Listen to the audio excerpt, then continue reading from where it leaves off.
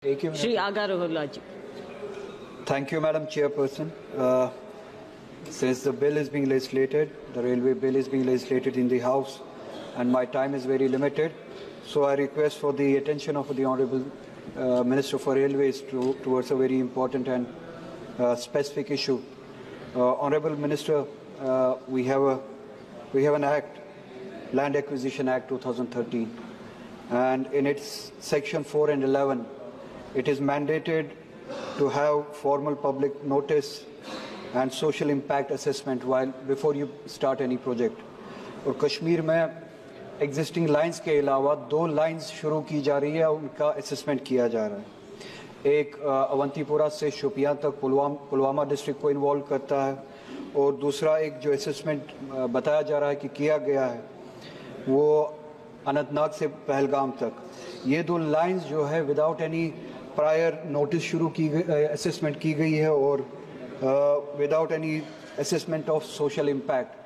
Social impact इसका आप इस बात से अंदाज़ा लगा सकते हैं कि ये इम्पैक्ट करता है एग्रीकल्चर और हॉर्टिकल्चर लैंड को, which amounts to almost, if I am not wrong, 288 hectares of land, जहाँ पे एप्पल हॉर्टिकल्चर के ज़रिए एप्पल के सेब के पौधे लगाए गए हैं. कुछ उसमें से 50 साल पुराने पौधे हैं, और इट टेक्स डेकेड्स, 20 साल 30 साल लग जाते हैं पौधे बड़े होने में before it comes to productivity, जब इसकी प्रोडक्टिविटी शुरू हो जाती है.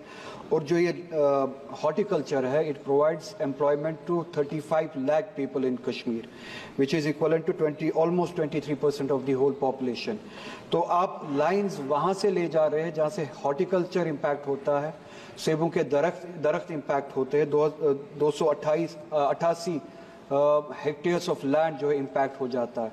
सो आई फेल टू अंडरस्टैंड विद किसकी डिमांड पे.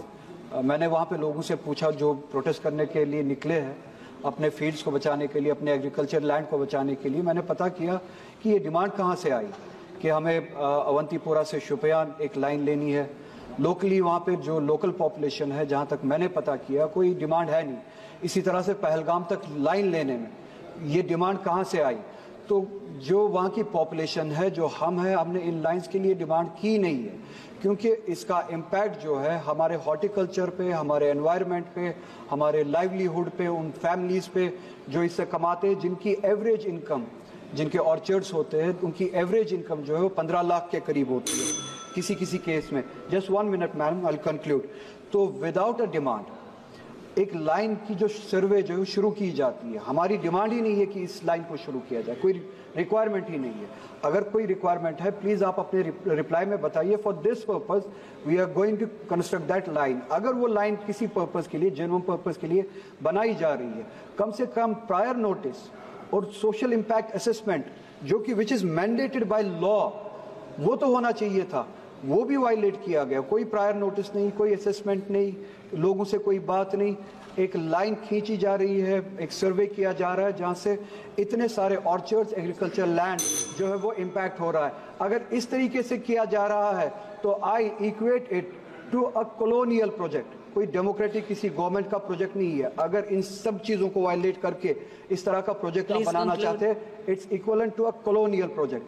आप मेहरबानी करके ये जो लोगों के वहाँ पे जिनके हॉर्टिकल्चर लैंड्स है, एग्रीकल्चर लैंड्स है, उनके इश्यूज को एड्रेस करें, और पहले ये देखें कि डिमांड कहाँ से जनरेट हुई. मेरे पास टाइम बहुत कम है. Thank you madam chairperson.